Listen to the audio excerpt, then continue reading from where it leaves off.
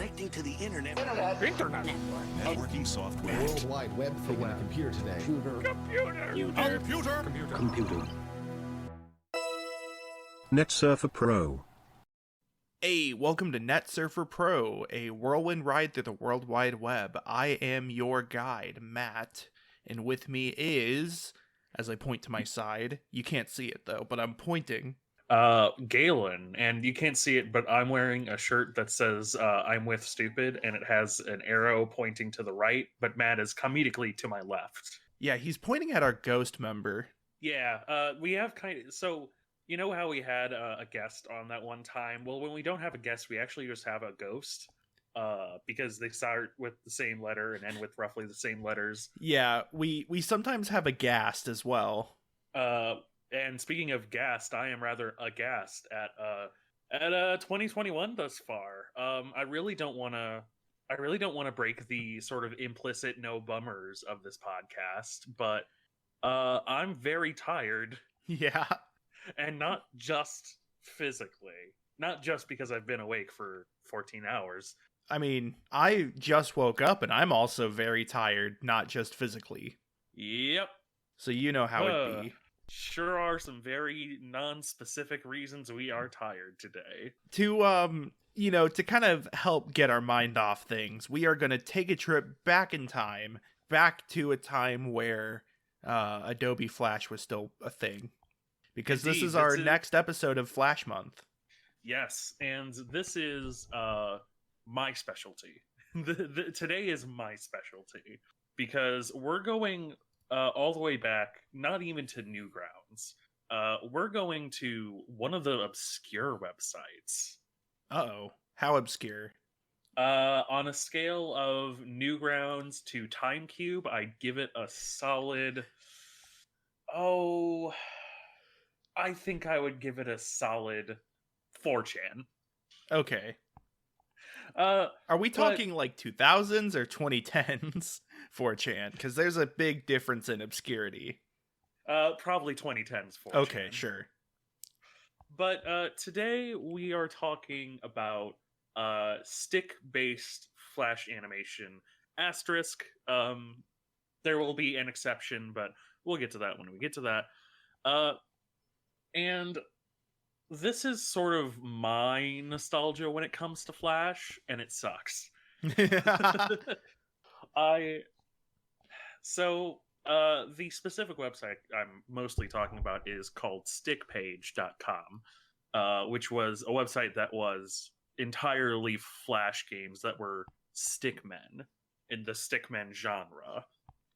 Which you might ask if you don't have the context of Flash. Stickmen is its own genre. That sounds more like a stylistic choice. No, the stickmen sort of renaissance, I guess is what I would call it, of Flash animation and video games was kind of born out of necessity, I would say, in that stickmen are very easy to animate. Yeah. Animation in and of itself is difficult, but like stickmen comparatively are very, very easy to understand and to pose and do whatever you want with. And when you want to create something but have comparatively little skill, it's very easy to just use stickmen as your whole motif. Right. They're not just easy to animate, but they're also very easy to rig. Meaning, like, when you rig an animation, it's like when you have joints and such predetermined so that you can kind of manipulate those specifically.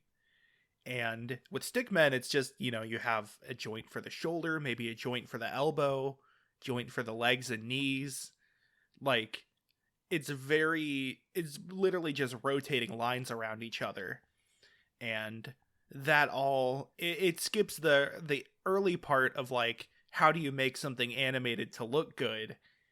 And it doesn't quite have the like, what is it? The rules of animation, the whatever it's called, like things like squash and stretch or anticipation. Some of those there's a lot of like tweening when it comes to that Yeah. kind of animation Some of of those, just sliding things around. right, yeah, some of those can be kind of hacked together. Like anticipation can technically be done by just extending keyframes, but the big thing is that it lets people do more complex animation quickly and easily, which is sort of very apparent when you get into the common like types of animations you would see with stickmen. Yes. So I think we should probably start off with a classic that everybody knows. This is something that you could talk to your grandmother about, and she would definitely know this game that I'm about to talk about. I know that it was a big part of my childhood, and certainly was a big part of Matt's childhood. So let's just get right into it. Kill Crazy J. So Kill Crazy J is a Flash game with air quotes around the word game, in that it's just kind of a little menu that shows a stick man who's sort of hung up, and then it's, you know, you click one of 8 options or something like that, and it's all like with a spear, you know, with a gun, with a baseball, whatever, and you click one of the options. So like you click baseball, and there's a little animation that plays out where Crazy J is given a baseball bat, and then is, you know, a baseball machine is placed in front of him, and it fires so fast that it, like, you know, tears off his head or whatever. It's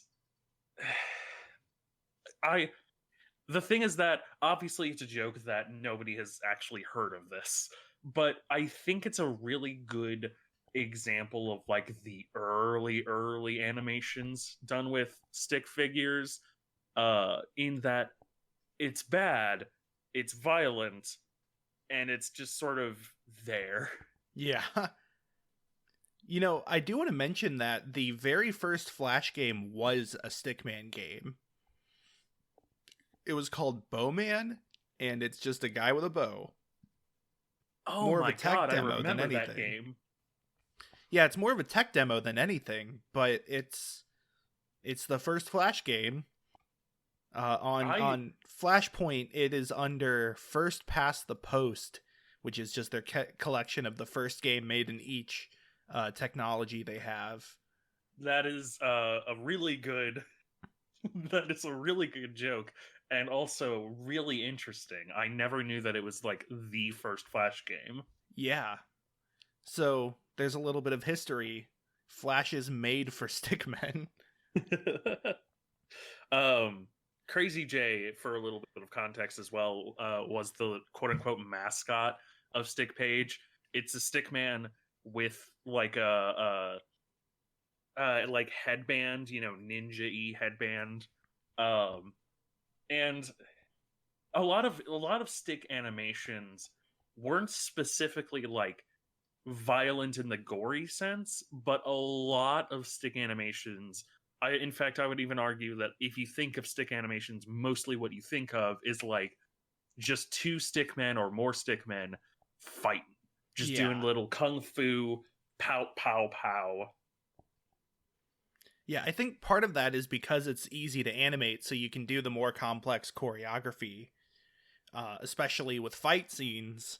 You know, it's pretty hard to make like a cool fight scene or an interesting fight scene, but by having the stickmen so easy to make, it lets you plan out the moves a bit better. Not to mention that it's easier to follow stickmen at times because it's pretty much just 2 shapes with very basic shapes. You can have them separate colors, which most of them did, and then yeah, you can just like, you can see the limbs move, you can see them do like flips and cartwheels and stuff. It is a bit easier to follow than like a sprite battle might be. Yeah, it's I don't want my sort of jokey downplaying tone to, you know, undermine the actual quality that went into no small amount of these animations, where it's very clear that in the same way that obviously it takes a lot less effort to do it, it's also very clear that like a lot of these animations are based upon just a really interesting idea done because somebody had the easiest tools available to do so. And I think that's like I don't want it to be taken as, when I say you need no skill to do Flash, as a bad thing. That's a Right. very good thing that anybody could have just opened up Flash on their computer and doodled something and called it a day. Right. And Similarly, Flipnote, which was on the DSi, had a lot of stick fights as well because it was, again, easy to draw and animate. yeah. So speaking of just like stick fights, I want to talk about one that is pretty interesting, which is animator versus animation. Yes. It's sort of a fight. I mean, it is, but it's like, it's not between two people. It's very meta, because the idea is that it's, you know, an animator drawing a stickman, and then the stickman fights against the animator. Yeah. It's very early early experimentation with Flash. It's like step 3. Like your first step is to make something really crude. Your second step is to make something, you know, cool and actiony and fighty and whatever. And then step 3 is, okay, what can I do that's interesting with these tools? Created by Alex Hirsch, a name that I basically only know because Wait, really? The Alex same Hirsch? Alex Hirsch? Wait, hang on. I think that I might be getting Alex Hirsch is the creator of like Gravity Falls, right? Yes. Right. So I'm just going to definitely not live Google something. So Alan Becker is the creator. Okay.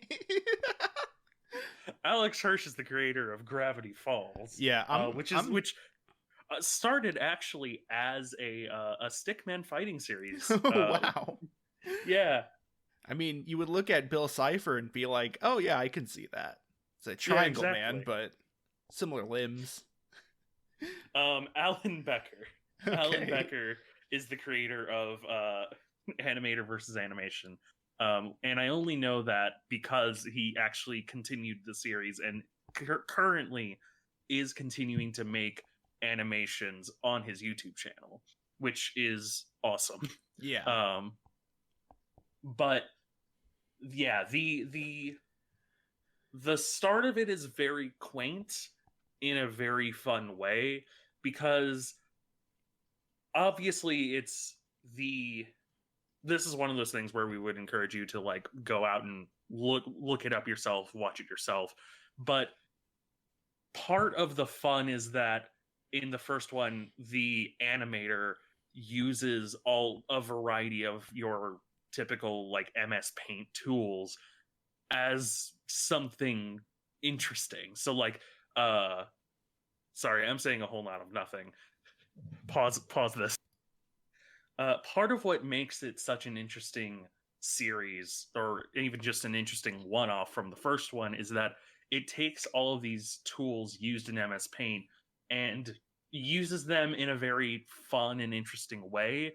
So the lasso tool, the animation uses that as a literal lasso to grab the mouse pointer at one point. Or I think like the pen gets fired as like the animation creates like a bow and arrow, and then, you know, stretches it out and fires the actual pencil at the mouse pointer. It's someone looking at their screen and saying, what conceivably could I do with this? And the escalation of the series, where, you know, in the second one he starts to incorporate other windows in a very fun way.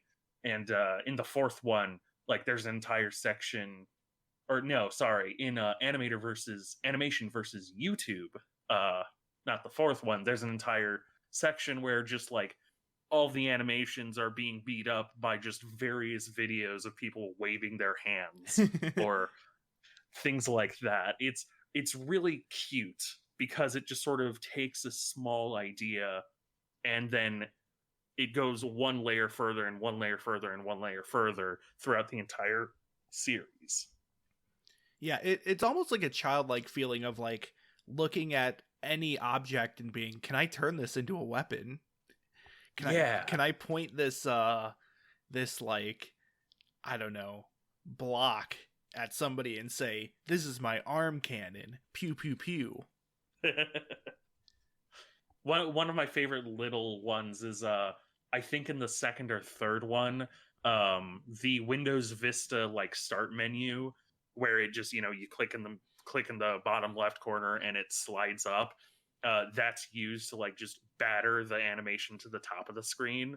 It's little things like that of it reminds me a lot of sitting in class looking down at my pencils or like erasers and just imagining a little fight or something going on.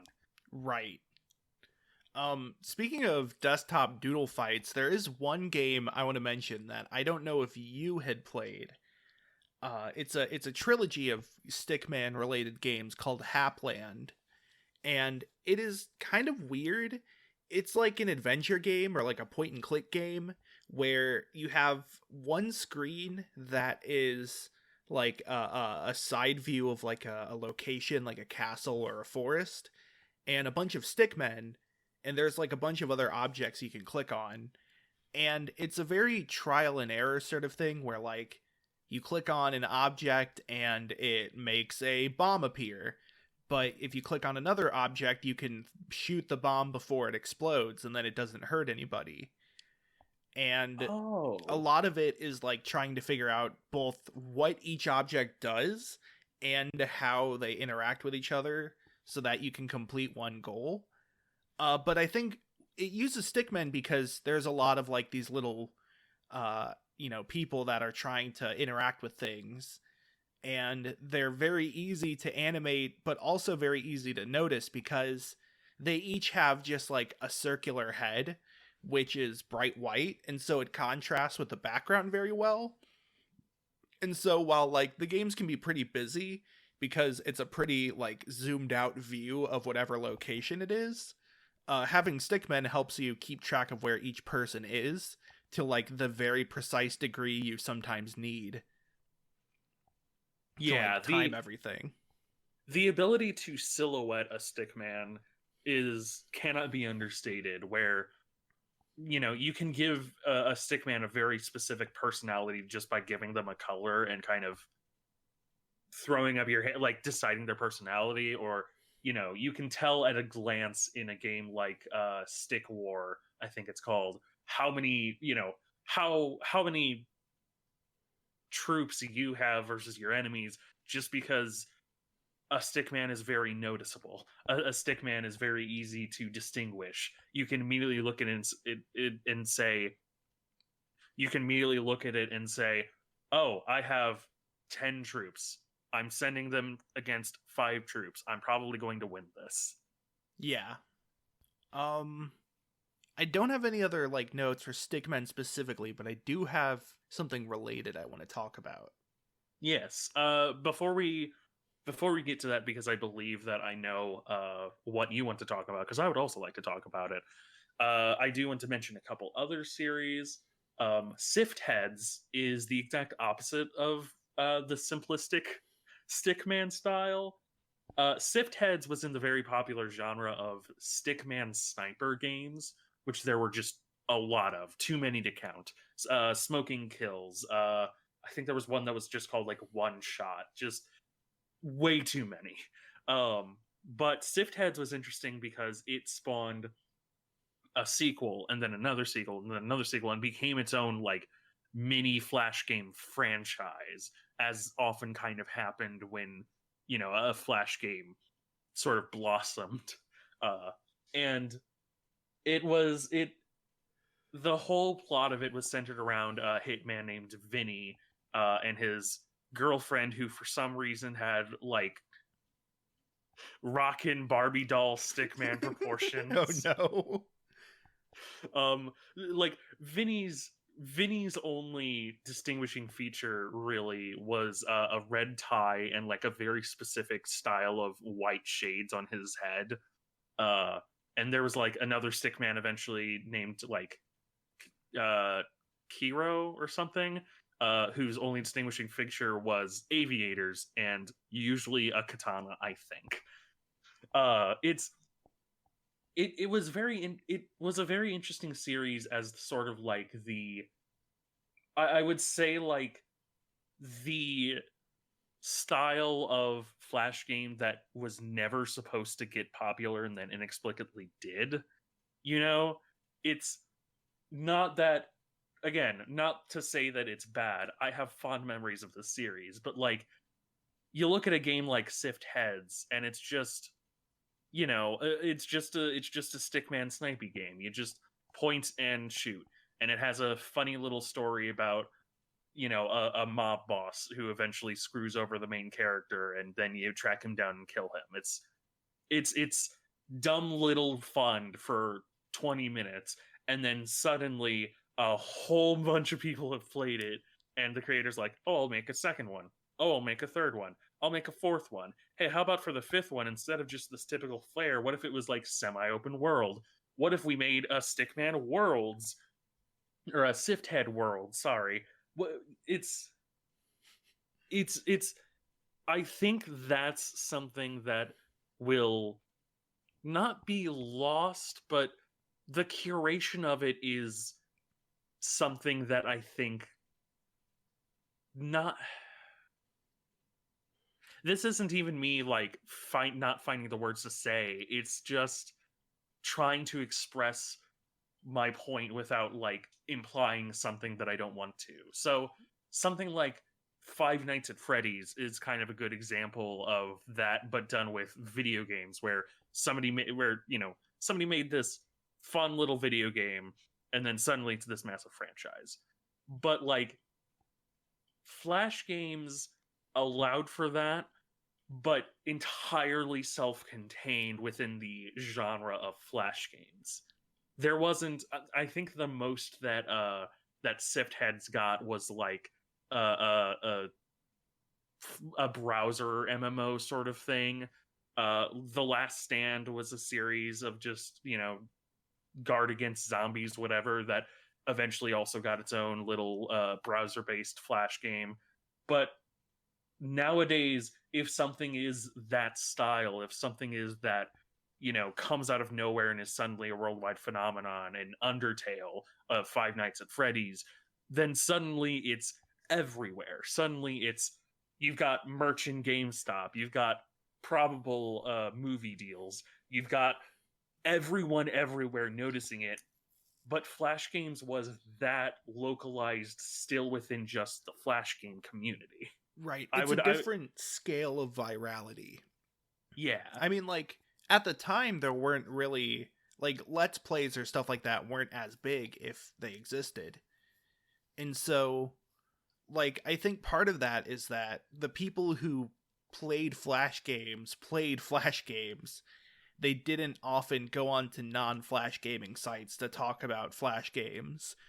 Yeah. You know, it's because they stayed to that ecosystem that it stayed within the ecosystem.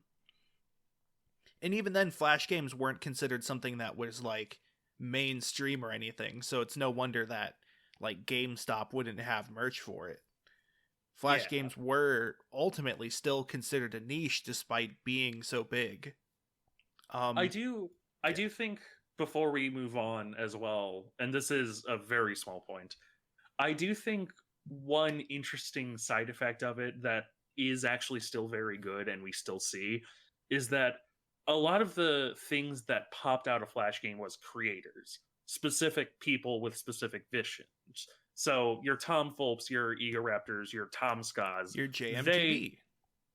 Your JMTBs, your Alan Beckers. Like, it's specific people who did these things, and the fact that they went on to create something and continue to be like focused on it and get the full credit for it is something that thankfully still lives on, and I think is still important to consider. Where, again, Five Nights at Freddy's, that's Scott Cawthon.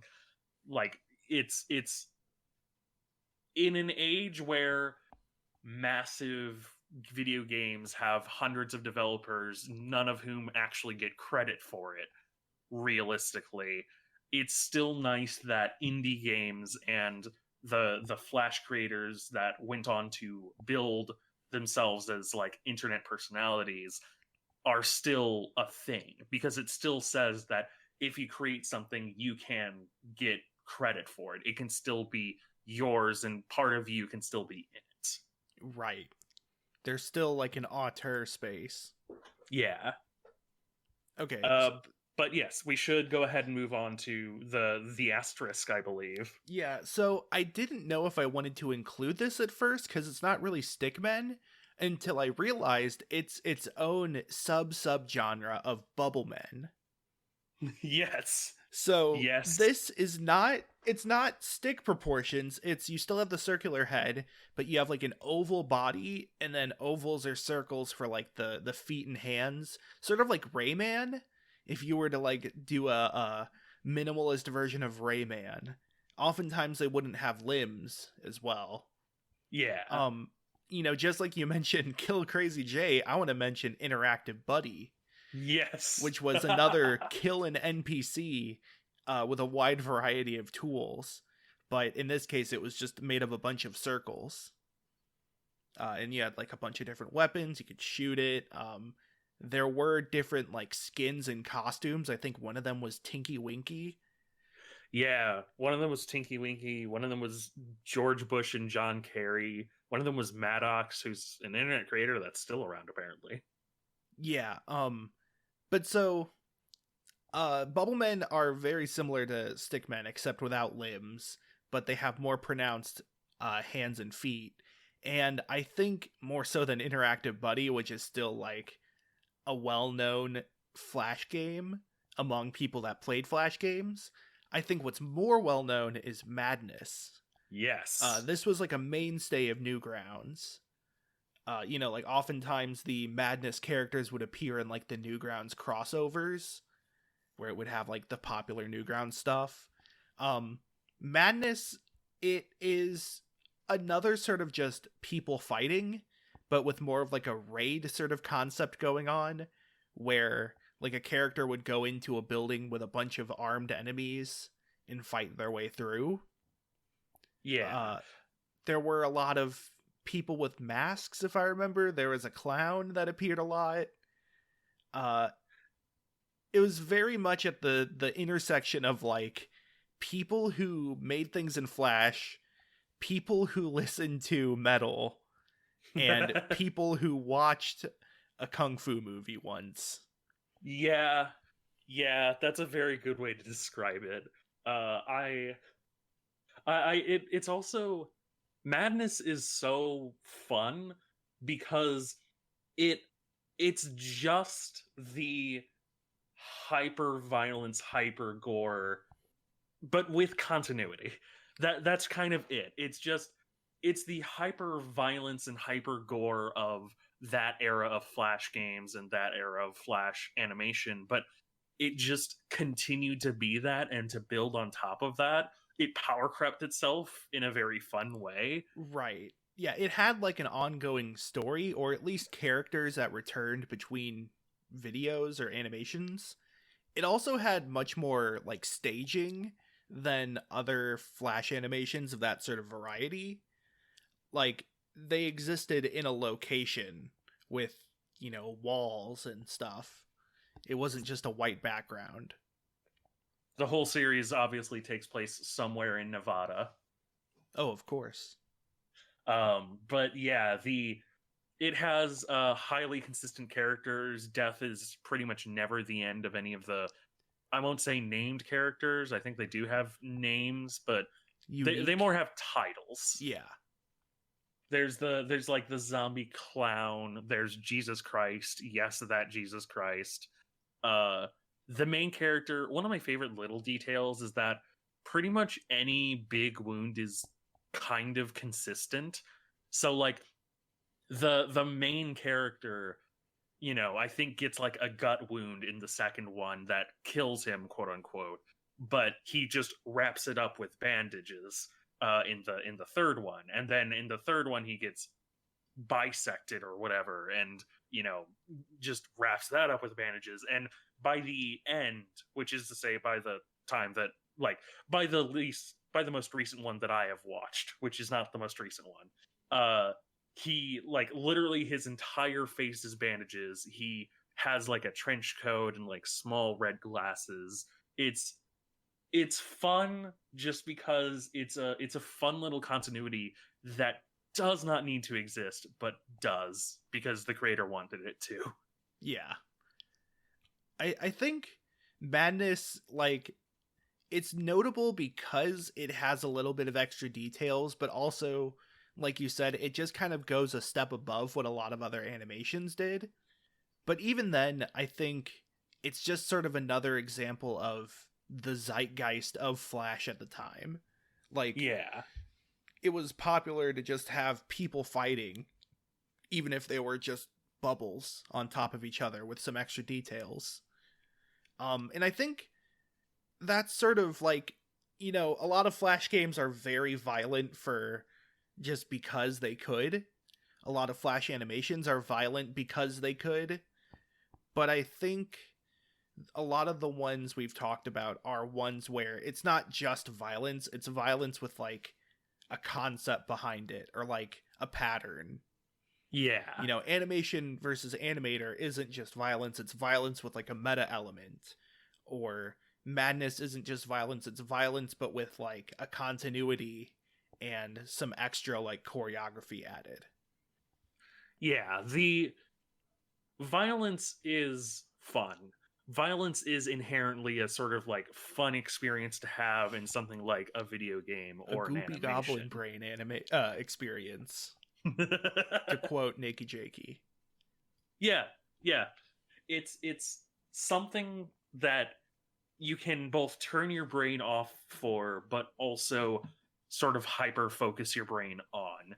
And a lot of the violence of Flash games is very neutral, I would say, in the quality department. I think that, if you get to something that sucks otherwise, just sucks otherwise, it isn't because of the violence. And that's sort of part of the fun of Flash games and the create whatever you want sort of era with Flash games as well, because there's no follow on from that. Because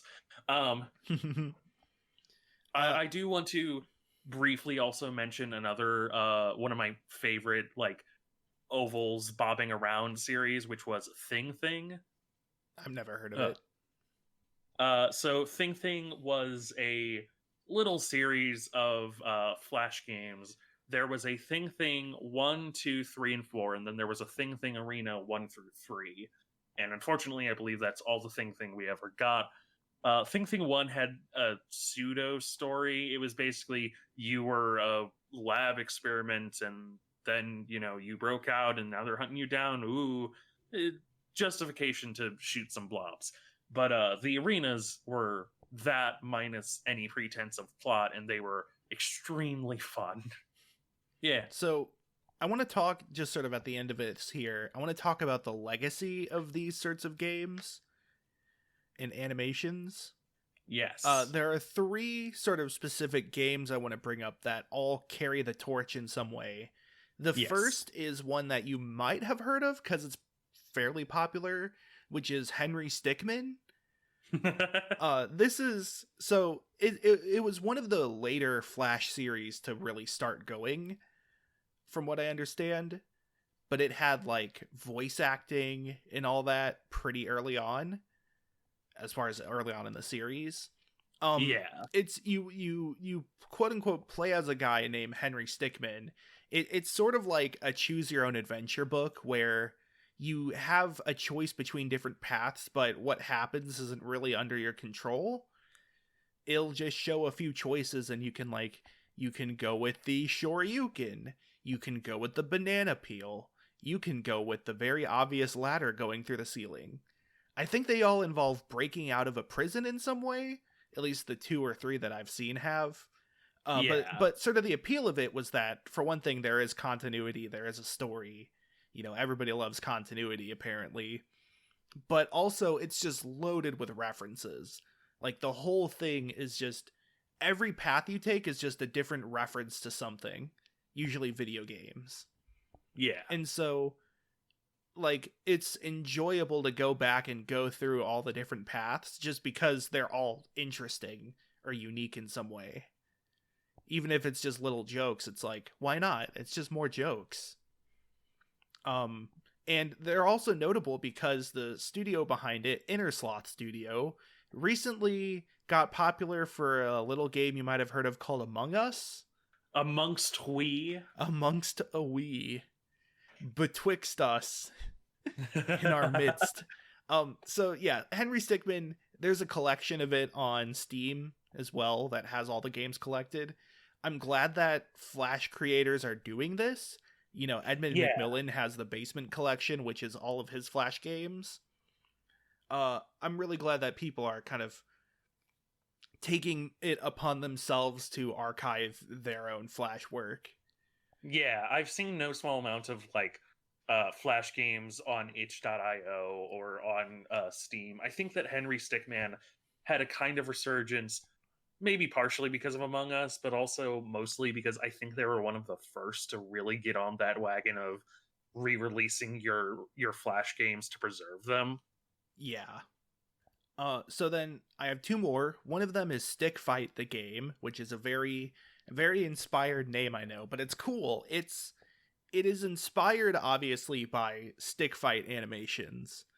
Stick Fight the Game is a party game where players are in like a small arena. It's 2D side-scrolling, and weapons fall down, and the goal is to just kill the other players before they kill you, using either the weapons that spawn or like stage hazards, like spikes or conveyor belts or stuff like that.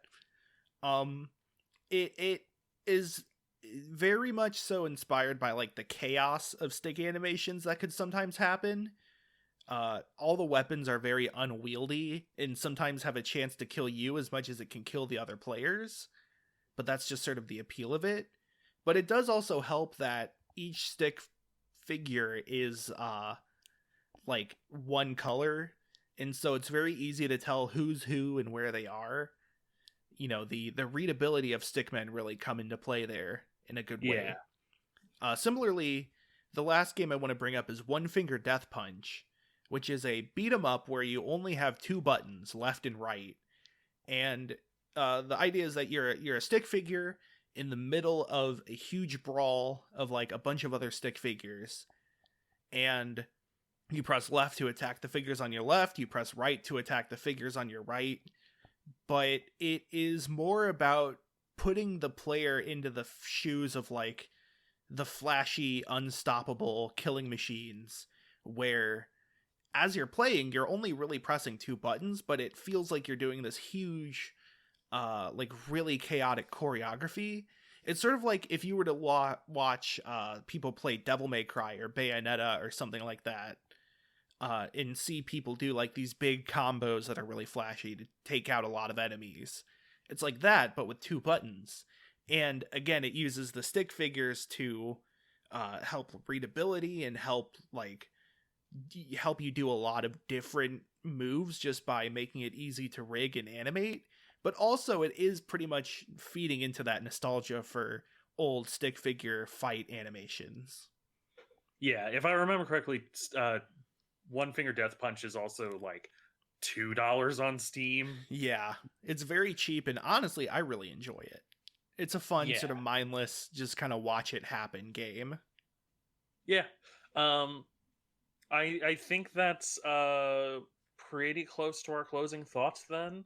Yeah, that's about it. Shorter episode, but honestly, I'm kind of tired. You're tired for sure. Yeah. Before we go, I do want to put on blast, make a call out post on my twitter.com. There's a little site called Funbrain, Now, they got mostly popular for Pop Tropica, which was a fun little Flash game. Might talk about it at some point that isn't this. Probably not even this month, honestly. But either way, they had an arcade section that was like, a new Flash game every week or something like that. And I, as a very small youth, and we're talking like 4th grade here, played a lot of those. But one of the most influential ones for my imagination as a child was Mighty Guy. Mighty Guy was a little Flash game where you just basically moved left and right to avoid obstacles.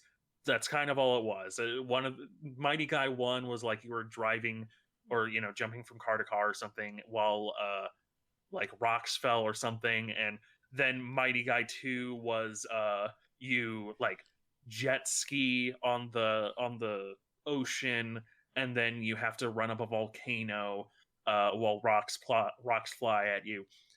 Fun little romp. Well, the quote-unquote next game was supposed to be, for the longest time, Mighty Guy 3. Mighty Guy 3 never came out. Mighty Guy 3 is, in fact, a complete non-existence on the internet now and on the internet then. And for reference, the like layout of the website was like this little board game that progressed every time they had a new thing. And I'm willing to bet that it's probably because Pop Tropica came out and was their success. But either way, they never put out Mighty Guy 3. And I have never forgiven them for that, because I'm not joking when I say that like Mighty Guy was actually very formative for me. I had a lot of doodles in my notebook throughout, 8th grade. Like I created new characters like Mighty Girl and Mighty Cousin and Mighty Nephew or something like that. Mighty like, Cousin. Mighty Cousin. And like it was a Flash game that I was expecting that never came out, and damn it if I am not going to march to Funbrain's headquarters right now and demand that they make it. I don't care if Flash is dead. Ain't Mighty Guy the guy from Naruto? Thank you very much for listening. I've been Galen. I'm Matt. You can follow me, or you can follow us. Let me bring that up first. You can follow us on social media at NetSurferPro on Facebook and Twitter, where you can get hints about all our upcoming episodes. But as of recording this, I haven't figured out what hint I would want to give, because, like, Stickman, like, I don't know. A stick and then a man symbol? Yeah, I guess. Maybe put, like, a bunch of weapons. Maybe. You can follow me on social media. I'm on Twitter at MattCraigGaming. I tweet about games and other things like that. You can follow me on Twitch at twitch.tv/twack. That's TWAK. I stream on Monday, Wednesday, and Friday. Stream time exactly is kind of up for, it's uncertain right now, but if you follow me, you can get updates on when I go live. I play a lot of different video games. Especially recently, I've been playing Hitman in preparation for Hitman 3. And then also, you can follow me on YouTube at youtube.com/IEatAtSonic. That's IEATATSONIC. Old username. And I do video analyses there, including an upcoming video on Paradise Killer to come out soon, TM. You can follow me at twitter.com/Galen Wilson. Wilson is spelled with a 0. I have mostly hot takes and retweet some cool people and some cool art. You will be able to follow me on YouTube at some point, but right this second I don't have any content on that channel, so I'm not plugging it just yet. So just subscribe to Matt again, and I'll get back to you on when you can finally subscribe to me and unsubscribe from Matt. Also, if you like board games, you can check out my other podcast, Board Game Bros, where me and my bro talk about board games and game design. Indeed, I had one guest episode on there. From like 3 years ago. Yeah, it was a long time ago. But yeah, with those plugs out of the way, thank you very much for listening. Thank you so much for listening. Tell all your friends about it. Tell all your stick friends about it too. Maybe they won't attack us in a very choreographed fashion. But don't tell your oval friends about it. They don't care about choreography. They will just kill us. Yes. All right. See ya. See ya.